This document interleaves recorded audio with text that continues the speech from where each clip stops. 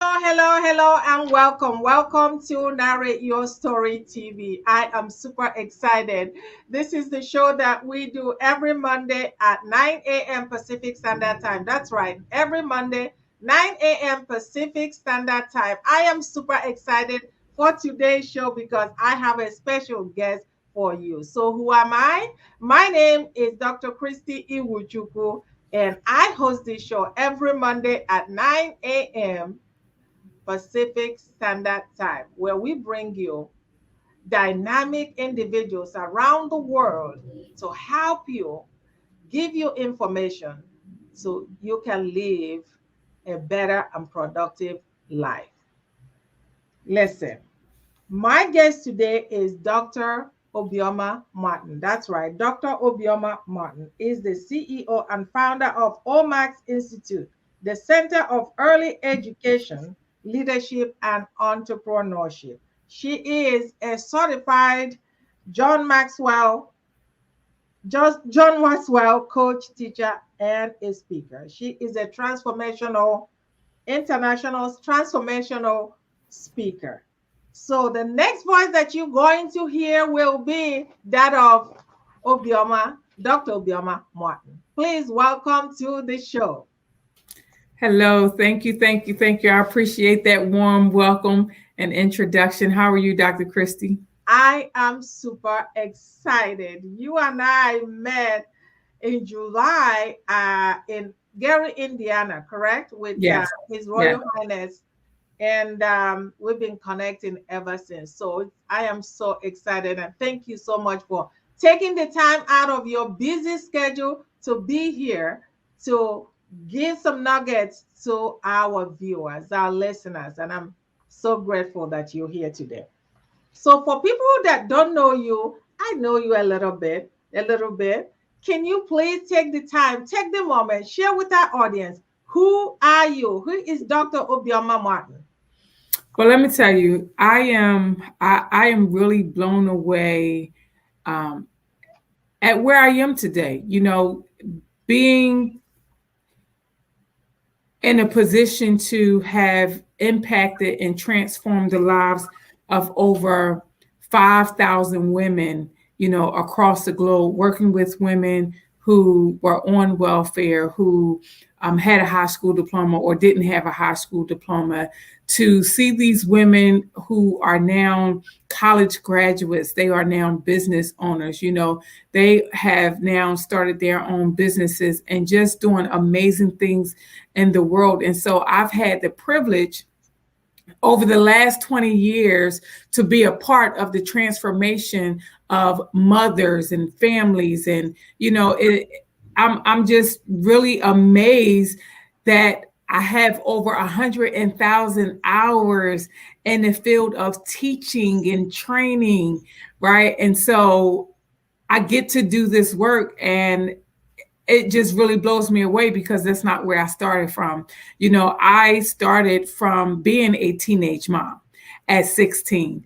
I was married and now I'm divorced and I'm a single mom with kids. And so the very individuals that I've had the opportunity and the honor to help, I was once that individual. And so I had the opportunity to be what I needed. And so I'm so passionate about pouring into and transforming the lives of other women all across the globe.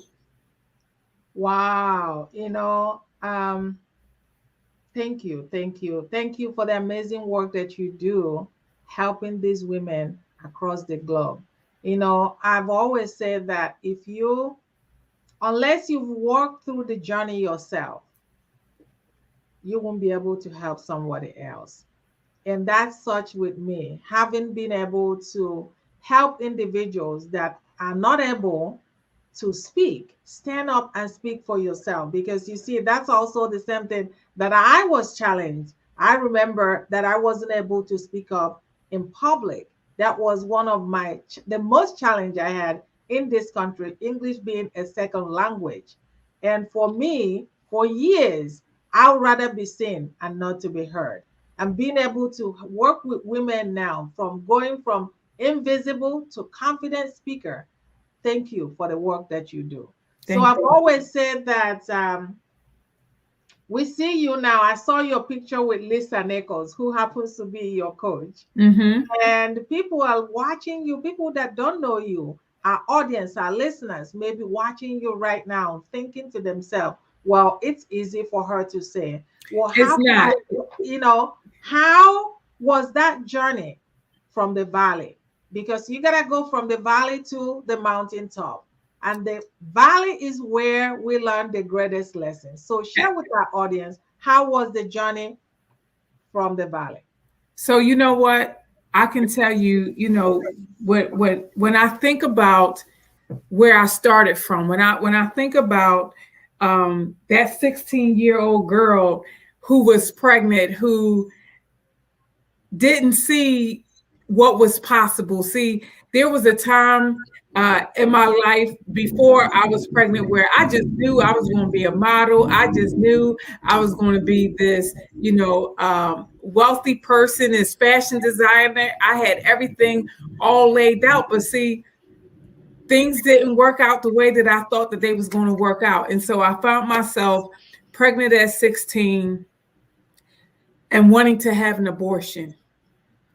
And I felt like I can't have this baby. I'm a baby myself. I would like what am I going to do? I want to go to college. I can't have this baby, and so I find myself in an abortion clinic, and I'm on this cold table, and I can feel these metal rods, entering me with no anesthesia, and I could not move. I couldn't keep still, and my mind, and I'm just like, I got to get rid of this baby because there's no way possible. I wasn't even in a relationship with the father. Like, what am I going to do?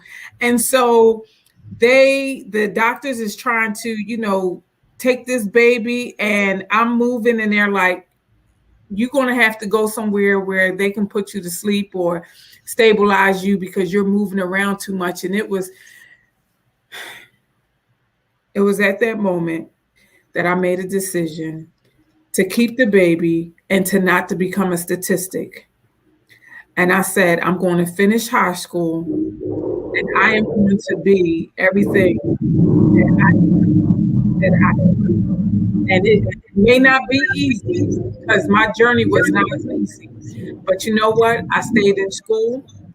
I got my high school diploma. I went on to college. I have 2 master's degrees, 2 honorary doctorates, and a ton of certifications. But I stayed true to the fact that I was not going to allow other teenage girls and young women go through what I went through. I can remember just being lost, being depressed, looking for love in all the wrong places. And I really was at the wrong place at the wrong time, which is why I ended up pregnant, and the shame, the shame, the embarrassment, all the things that I felt for a few years, I was ashamed. I was embarrassed.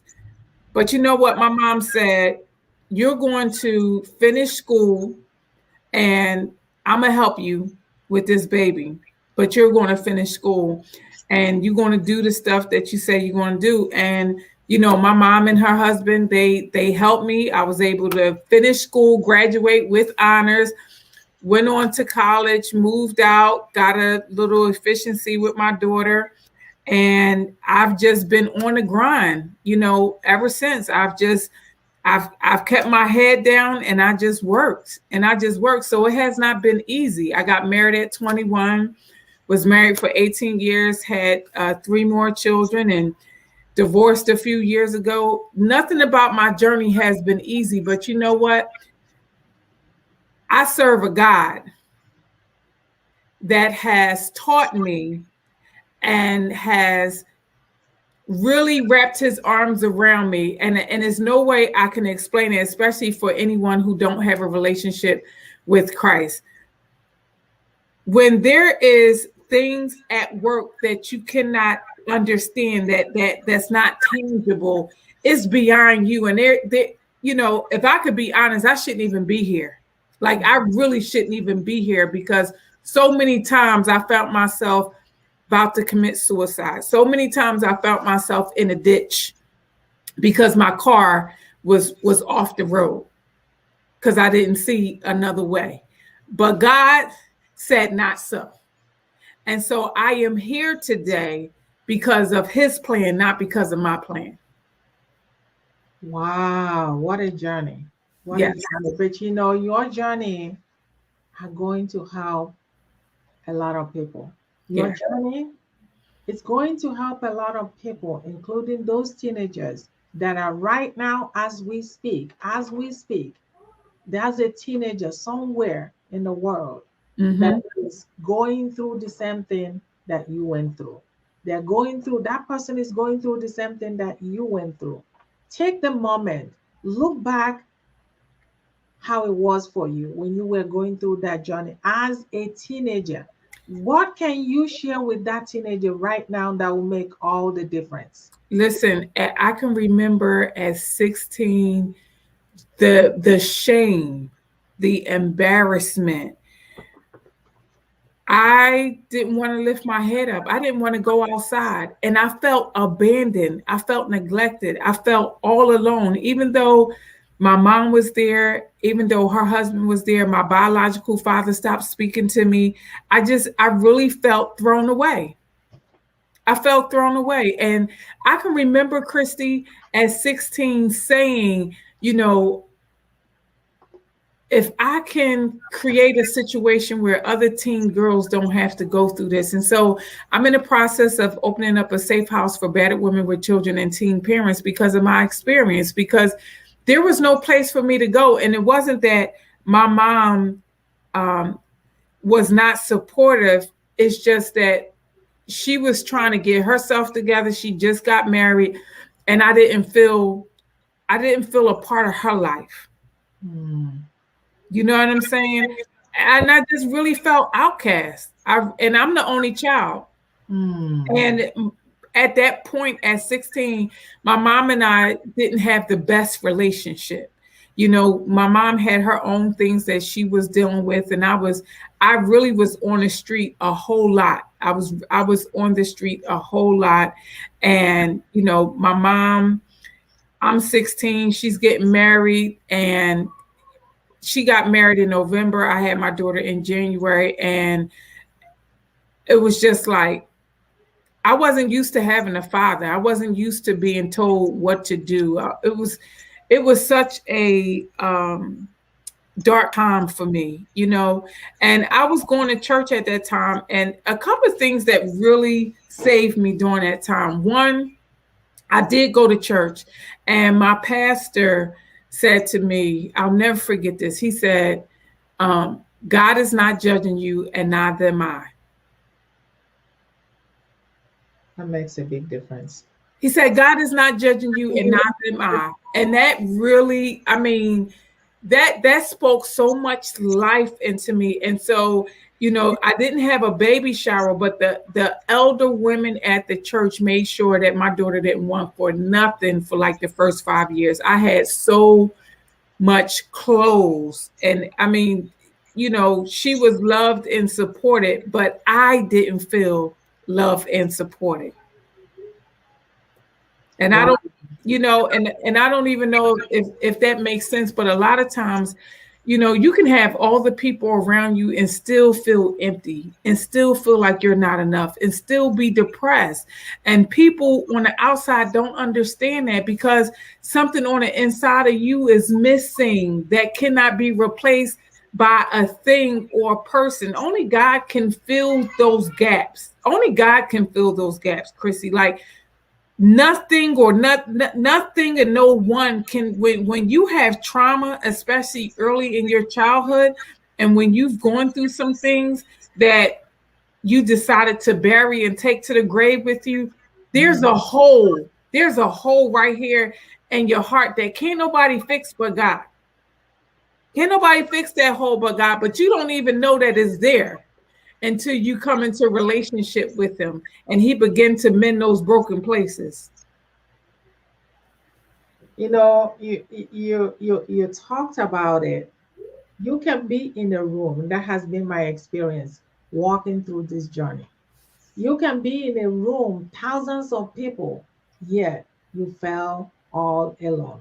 And in my own case, I wasn't able to express myself. I was excruciatingly, I was shy. What you see on the outside is not what I felt in the inside. Was anybody judging me? Probably not, but it was all in my head. And until you are able to get rid of that negative thoughts in your head, telling you that you are not good enough or Yes. being judged, I Yeah. mean, it makes a big difference, right? So take the moment. Every time I do this show, Narrate Your Story TV, is for that person that it's either getting ready to commit suicide at this time, is getting ready to do the unthinkable because they have no other way. It's getting ready to feed that child, but there's no food on the table. There's no money to buy the food. Perhaps they are doing the things they never thought they would be able to do. And there's a whole lot of things. Take the time right now and speak to the person. Give them some tips that there's always the light at the end of the tunnel. And you know what? It really is. And if I could speak to my younger self, right? If I could speak to my younger self, I would say to my younger self, and I would say to the person that is feeling hopeless, that is feeling like, what's the point? The person that's feeling like, you know, my life doesn't matter and the people around me would be better off if I wasn't here. Those were the thoughts. Those were a lot of the inside chatter. I always felt like, you know what? If I wasn't here, this they would just be better. Or I felt like I wouldn't be missed. Always felt like I wouldn't be missed, like I wasn't enough. And if I could speak to you and just say, you are more than enough, you are more than enough.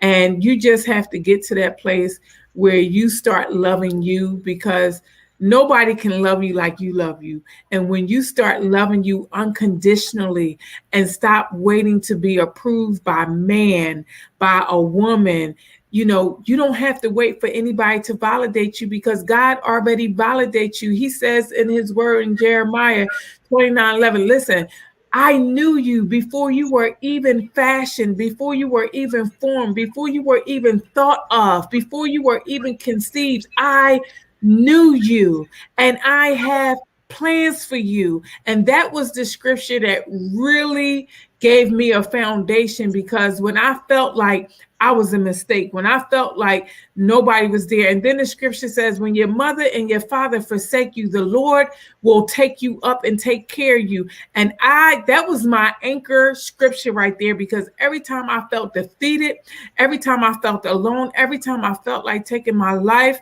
I would just go to that word. And my other scripture was in Proverbs 3:5, it says, trust in the Lord with all thine heart and lean not to thy own understanding. And in all your ways, acknowledge him and he will direct your path. And so even in my darkest hour, when I couldn't feed my children, when I went a whole winter with no heat, and we all bundled up in the same bed at night to keep each other warm. And I said, but God, I know that you're going to see me through. When I was hit by a tractor trailer, okay, and they had to cut me out the car with the jaws of life, and my mouth was wired shut for 10 weeks, and I had no way to pay a bill, to pay rent, to pay car, to do nothing. I was not able to work, and physically in pain. I couldn't sit or stand for a long period of time for almost a year. But God, let me tell you how he would send strangers, Chrissy. He would send strangers. I would get checks in the mail for $25 from people that I didn't even know, and said, I heard your story. Be encouraged. You hear what I'm saying? So even in my darkest hour, God let me know, I got you. I got you, and you are worth it, and you are worth it to me, because I have a plan for your life. You are worthy. You are not a mistake. and you are not abandoned, because I love you and you are my daughter. You are my child. I have a plan for you. So that's what I want to encourage anybody that is listening to this, regardless of what it looked like. Nothing is ever as bad as it first appears. I had to learn that. Sometimes we face things, we hear things, we experience things, and we think that it is over. Baby, it is not over. It is not over. All you have to do is hold on and get an anchor and know that God got you. And if you can just keep the faith and just understand that all things, even the things that make no sense, even the things that make no sense, all things are working together for your Yes. good, because God will send a stranger to feed you. He will send a stranger to be a blessing to you. He will send a stranger to feed you. There were times I can remember being stranded on the street, coming. I used to work this job late at night. Even as a teenager, I used to work this job at night. It was like some telemarketing company, and the buses stopped running after midnight, and I would sometimes have to walk home from, I would say maybe it was like a good 3 or 4 miles I would have to walk because the buses stopped running. And I can remember some nights I would be so tired because I don't went to school, I don't went to work, and it's like 1 o'clock in the morning. And I would say, God, Lord, please I need a ride. I don't want to be out here no more. And I would get in the car with strangers. I would get in the car with strangers. Like, I'm telling you, I've had some really, really, really dark nights and dark days, but God saw me through. You remind me, you remind me. I'm sitting here talking about it, but it's always the past. There's always the past that brought us to the present. And when you are going through that winter, when you are in that winter, it seems like spring may never come on. It seems like summer may never come on. You talked about yours, and I remember when I came here newly, I think it was during my one of the second job I got. I didn't have a car. I did not have a car. And I was getting off at work around 1 o'clock in the morning. Well, there was no bus going. And while people were scared of cops, I was joyful when I see a cop because I know I'm safe, right? And so, as we look at right now, there's a lot of things going on right now. Teenagers, sometimes I feel like we have forgotten them. That is because of where we are going. And I feel sad sometimes because some of them feel lost. Some of them feel lost, and it's not always out of their own making. It is just because the time that we are living now. And you talked about discovering yourself. And I talked about it in my book, or in our book that you and I were part of, um, uncovering your uniqueness, self-discovery. And you do the work, you do a lot of work, but one of the work that you do is about self-discovery of who you are. Because we know that if you don't know who you are, if you don't believe in yourself, anything that anybody can say can derail you. If you don't know where you are going and comfortable in your own skin, it is so important that you are comfortable in your own skin. When you are comfortable in your own skin, it doesn't matter what anybody else says, because you know exactly who you are. Talk to me about your word, breathe.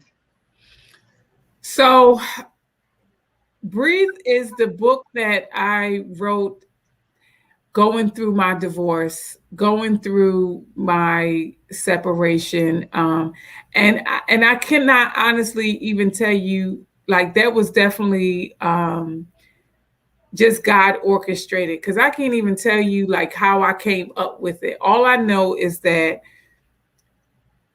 I started journaling. So I started on this quest. I wanted to know, I started out just being a searcher because I was like, God, I know that you're real, but I've been sitting on these pews for a while. I've been sitting in these chairs for a while, And I need a different type of experience. I need a different type of experience because I'm reading this Bible and all these thus and thous aren't making no sense to me. And I need a real encounter. I need to know, like, I believe you, but I need more than just reading. I need to have a personal encounter and know that you are real to me. I need to hear you talking to me. And I started really journaling. So in addition to the book Breathe, I publish a new journal, a 30-day journal every month that focuses on either the name of God or the characters of God. And so how I got there was I started journaling because I was on a path to self-discovery and just trying to figure out who am I for real? Because I don't know who I am, because I thought that I was doing everything according to what people say and what the church say and what the Bible say, and nothing worked out according to what everybody was saying. And so I'm down at a crossroad and I'm like, you got to help me. Like you got to help me, because I can go any way right now. I can go any way right now. And so I started taking one scripture and just writing it down and saying, okay, Lord, speak to me and tell me how to make this plain, how to make this applicable to my life. And then help me tell my story in a way where I'm not bitter and I'm not angry, because I was bitter and I was angry and I was in pain because for 18 years, I did all that I knew to do and my marriage still didn't work. And it still didn't work. And I'm like, you're going to have to tell me something different. You're going to have to help me, because I was doing what I was told to do and it still ain't work. And he still left. So I was like, you have to help me. So what he took me to was really starting to believe in myself, but not just believe in myself from a confidence place, but believe in myself because of who he said that I was and who he had already ordained for me to be. So I had to really spend time. So that's why Breathe for me is an acronym. That's how the acronym came about, because he had to deal with me with my belief system, with what I was believing about myself that was told to me over the years, all the things that I was told that I couldn't do and what I wasn't going to be. And I had to unlearn those things, but I couldn't just unlearn them. I had to replace those thoughts, those negative, those limiting thoughts. I had to replace them with something, because you can release, but if you don't replace it, it's going to come back. So the first thing was my mindset. God had to really help me to renew my mind. And so the first B for Breathe is believe. I had to learn how to believe in who that Bible said I was and what that Bible said I could do. So that's the first thing. Once my mind started changing and my mind started being renewed, then I had to learn how to release all of the stuff that was toxic. And all of the stuff that was causing me pain, all of the stuff that was causing me to doubt, to, bring up all of those feelings of shame and embarrassment, because now I got a failed marriage and now I'm a single mom and now I got to raise these kids all by myself. I had to deal with that. I had to sit with that. And then I had to release it and say, I didn't do anything wrong. He left because that was his choice. It wasn't because I wasn't a good wife. It wasn't because I didn't do what I was supposed to. I was faithful. I did everything that I was supposed to do. And so I had to release those thoughts that was trying to say to me that it was my fault, because he would always say everything was my fault. So I had to release that, because he didn't take responsibility for nothing. He blamed me for everything. And I had to release that. No, it's not my fault. I didn't do anything wrong. You chose to leave and you chose to end this marriage. So then the next thing was I had to embrace what was possible, what was new, what was my next chapter. I had to embrace being a single mom. I was married for 18 years. I had to embrace being single. I had to embrace now operating a business on my own because we were in business together. And I had to embrace working with people. I hadn't worked with people before. I had only worked with him. That was all new. And then I had to accept what God was allowing and not feel like woe is me and not stay in that stuck place and have a pity party and be bitter. And Chrissy, I fought so long not to be bitter because I was bitter and I was angry. I was angry. And so I had to accept that God allowed all those things. And it didn't mean that he was punishing me. It didn't mean that I did anything wrong. That was just a part of my journey.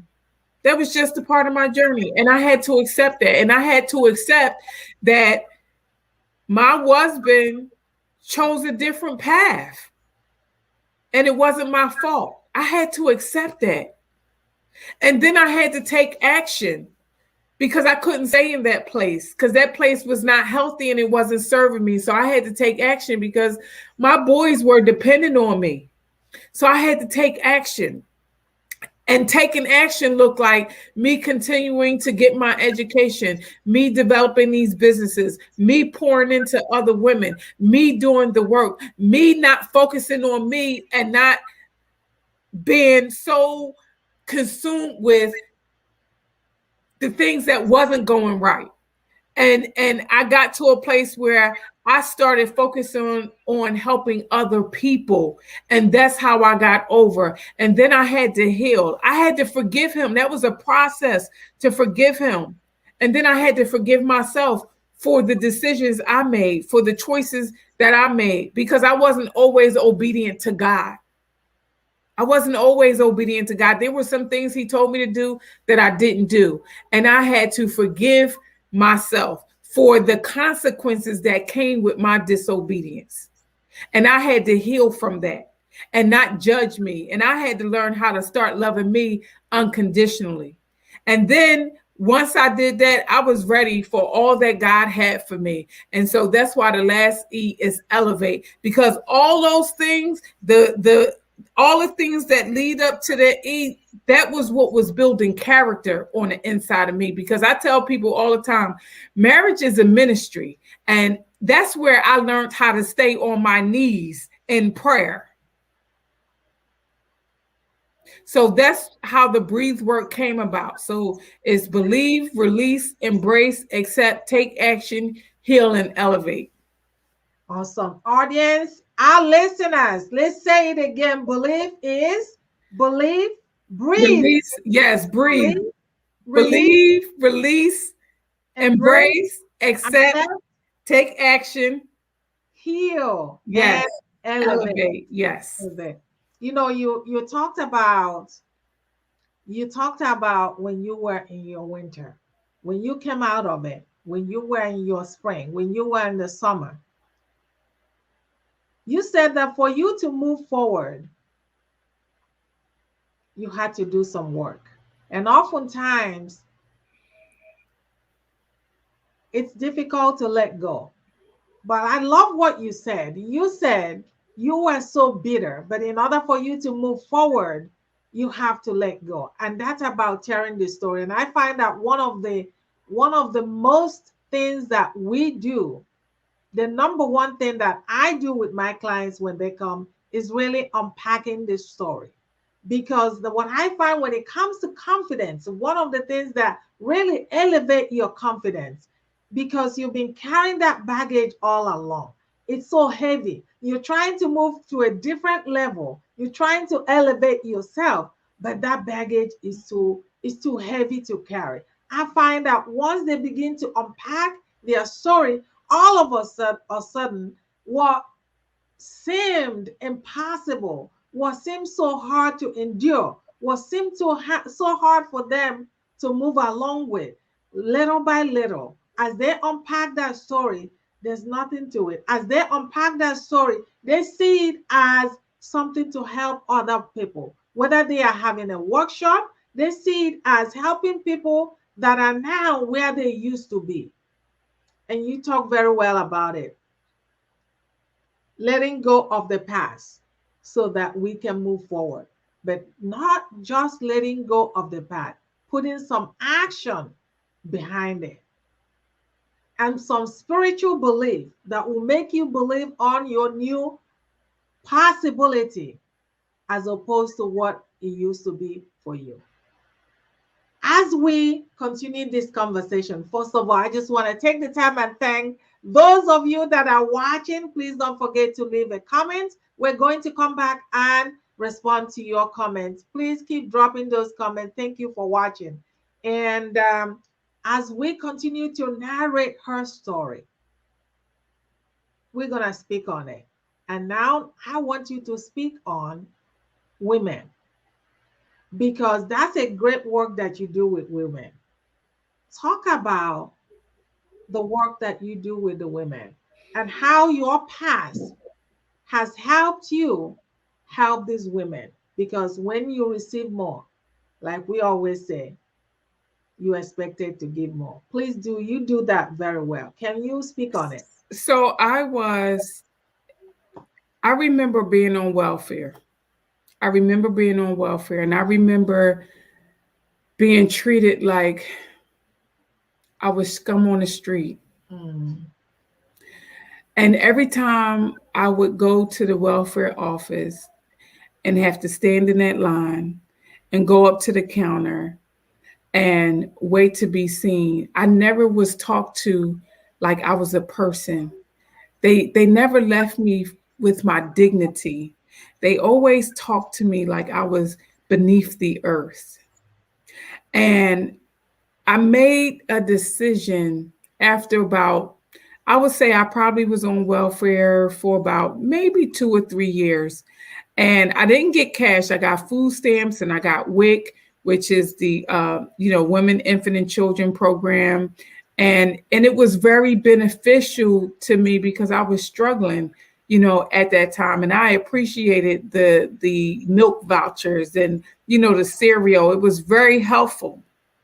However, I didn't feel like I needed to be treated like I was less than because I needed help. And I felt like if I can help women not to allow welfare to be their end all be all, if I can equip women, if I can teach them, if I can get them educated, if I can motivate them, if I can let them know that there are other things that are possible if you are willing to do the work. You just got to be willing to do the work, because welfare was never created for it to be a be all end all for us. It was supposed to just help us in our transition. But see, what I learned during that time, Christy, is that the system, the welfare system, was not designed for us to get off of it anyway. Absolutely. Because it's a vicious cycle. Because when you get off of welfare, as soon as you get a job making a little bit of money, they immediately take your medical assistance away. They take the food stamps away. They take the cash away. And if you are only making minimum wage and you don't have education or skills to make a decent wage, what happens? You find yourself back on welfare.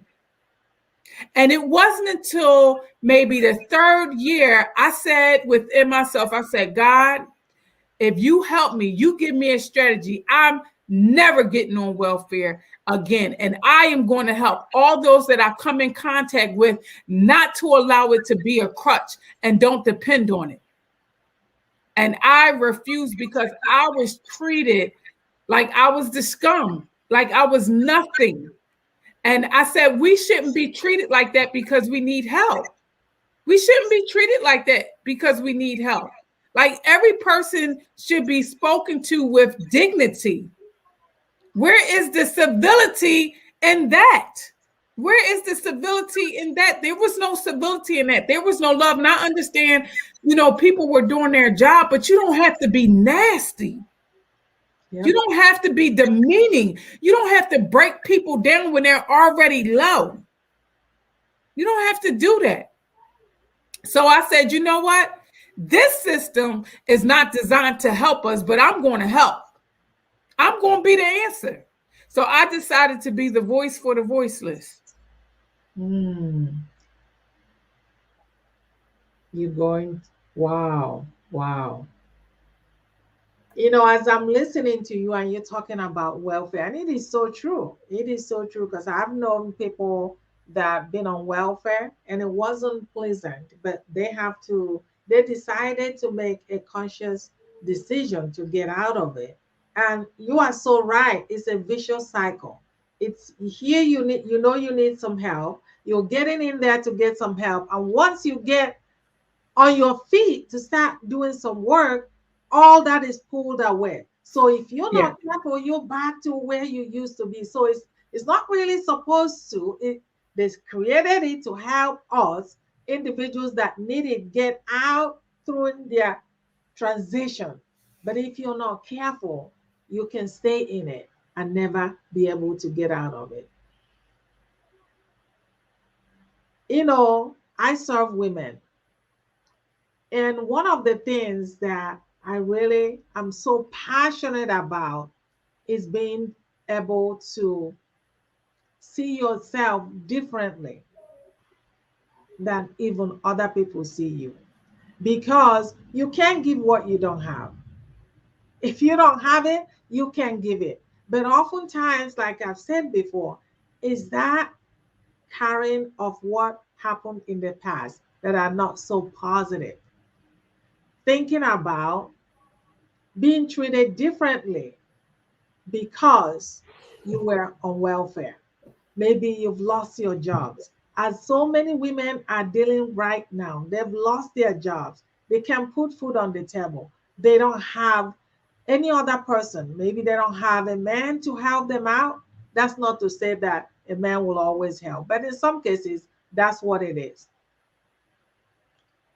And they're wondering where their next food is coming from. And sometimes you see them on the streets. They didn't do it. They didn't become who they are right now out of their own making. Can you give me word of encouragement for these women that are going through this right now? What are the tips that they can begin to implement to begin to get out of it? Number one, you have to first start with believing that you are enough. Everything begins and ends in your mind. You have to see it before you see it. That's first and foremost. You have to see it before you see it. And so I would encourage you to start dreaming and start thinking differently. And every time you get a negative thought that try to make you believe that you're not good enough or that you can't do it or you're not strong enough or you're not pretty enough or you're not educated enough, all of those are lies. They are all lies because you can do all things through Christ who strengthens you. And if you don't know him, let me invite you to get to know him because it is through your relationship with Jesus that your whole world will change in time. See, some results happen overnight, but some results happen over time. And either way, you are going to be just fine. Trust the process, believe in you, invest in you, because you will always get the greatest return when you bet on yourself. You will always get the greatest return when you bet on yourself. So whatever it is you put your mind to, just do it.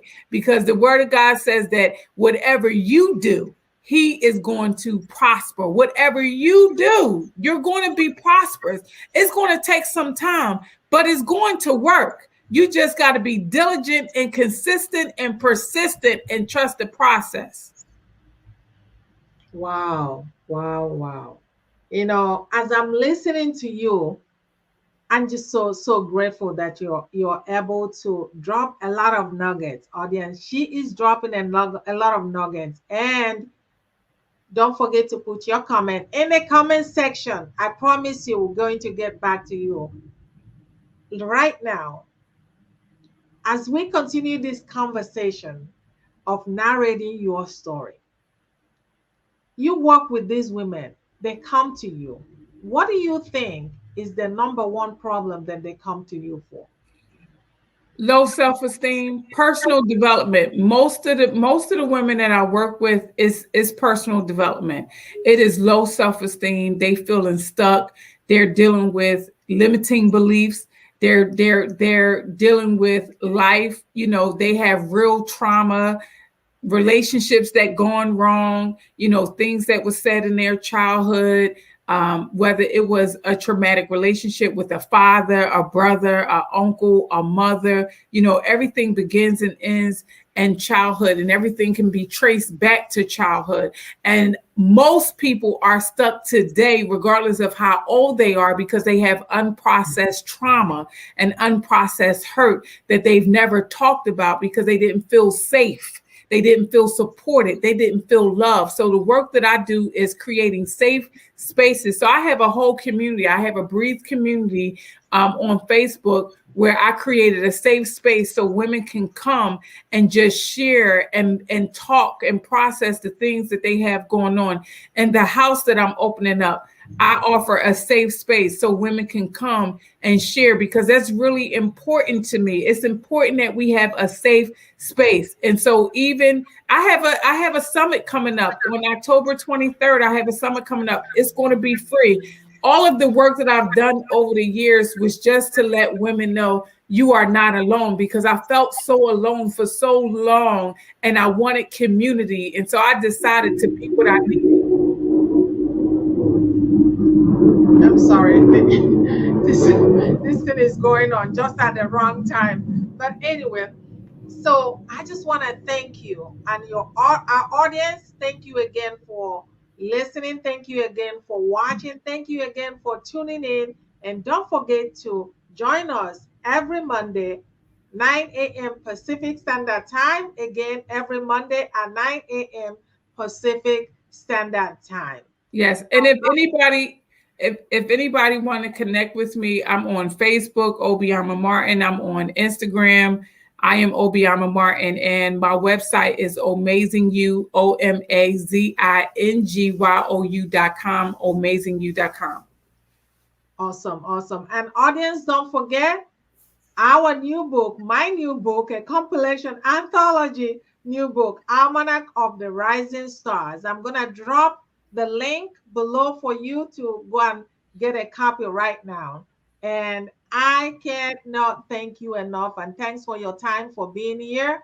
Again, audience, thank you all for joining us. Until next time, thank you, Dr. Thank Obioma. you. Thank you for having me. Bye bye.